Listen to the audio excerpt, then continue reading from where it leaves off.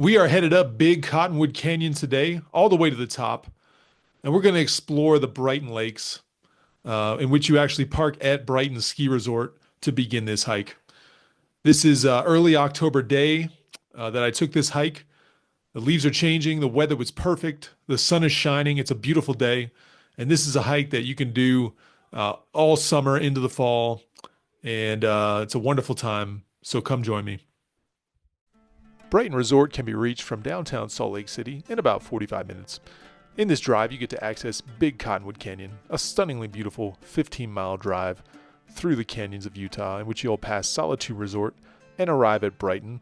When you arrive at Brighton, you'll park in the main lot, and just to the right of the main access building, you'll find the beginning of the trail for Lake Mary.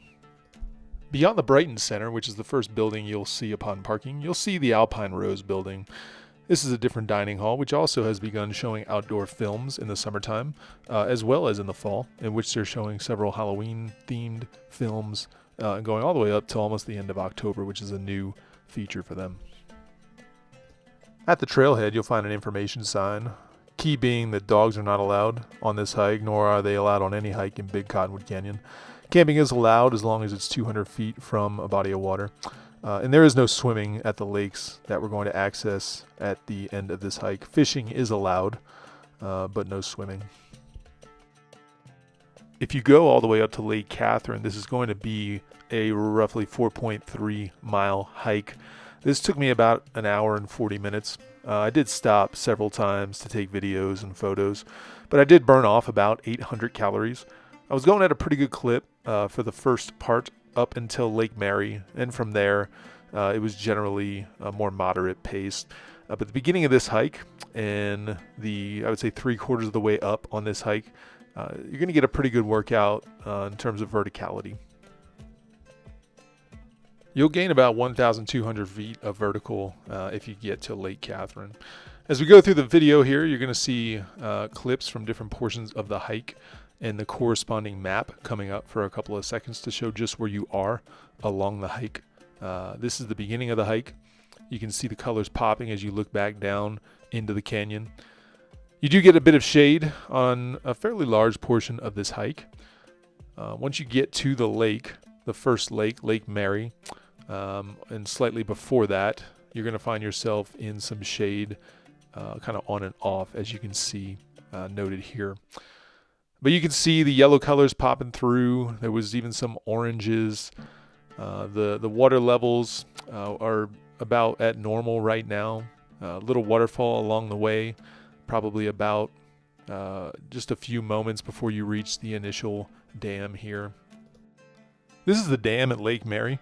It's been in place since 1914. Used to be two lakes, which merged into one when they created the dam. They actually drained Lake Mary this past summer in 2024 in order to replace some of the valves in the dam and to take a look at the gates to make sure that they're functional. And so that was recently just filled back up. You'll see now the approach to Lake Mary, the first lake that you will come across on this hike. And as you ascend over the crest here, you'll come to the water. And this is a tremendous place for families to sit and have lunch. We mentioned there is fishing. There is not swimming allowed at these lakes, but it's a great place to hang out and spend the day. And so this is the first lake that you will come to, Lake Mary. And you can continue on to find the two other lakes. The second lake you'll come to is Lake Martha, and this is the smallest of the three lakes up at Brighton, usually the least crowded of the three. The day that I was here, there was no one around when I got there, while the other two lakes did have people hanging out and playing at the other two lakes. So if you're looking for a little bit of solitude or to get away from it, this could be a decent spot for that over here at Lake Martha.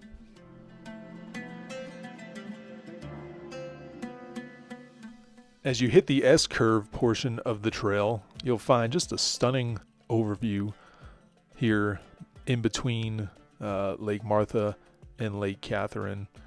And another vantage point, you'll see a large pile of rocks that allow you to look down over the first two lakes here as well. And you can see the colors in the background just popping. Fall is an amazing time to be up here. This is Lake Catherine, the third lake that you'll reach. If you can continue on to hike over that crest, you're going to reach Little Cottonwood Canyon and find yourself over in Albion Basin.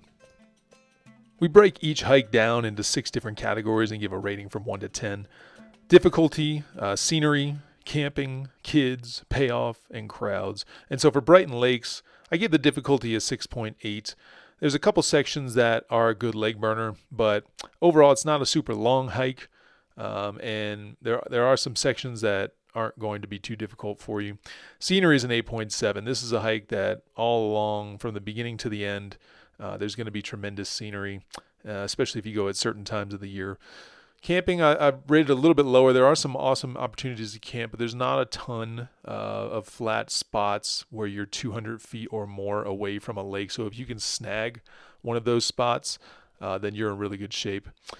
This is probably one of the more popular hikes in Utah for kids, right up there with Donut Falls. So I give it an 8.8. It's still going to give them a good workout. They're still going to be exhausted at the end of it, but there's 3 lakes. It's just tremendous payoff for kids to be able to go up and just play at the lakes. As I mentioned, the payoff is great, whether you want to just stop at Lake Mary or go all the way to Lake Catherine or continue on. We gave that payoff an 8.4. Crowds is by far the lowest score. This is going to be one of the more crowded hikes that you're going to do. If you try to go on the weekend in the summer or the fall, it's going to be packed. Even on a weekday, there's going to be a decent amount of people there. So our final average for the Brighton Lakes hike, we put at a 7.1, and I would rate that higher if you're taking kids. This is a great, great hike for kids. Well, if you hung around this long, thank you. Subscribe to the channel. I love the state of Utah and everything that you can do outdoors. We're going to be talking about hiking. We're going to be talking about skiing and snowboarding. And I'm just going to bring awareness to all the amazing, amazing places there are in this awesome state. So thanks for joining.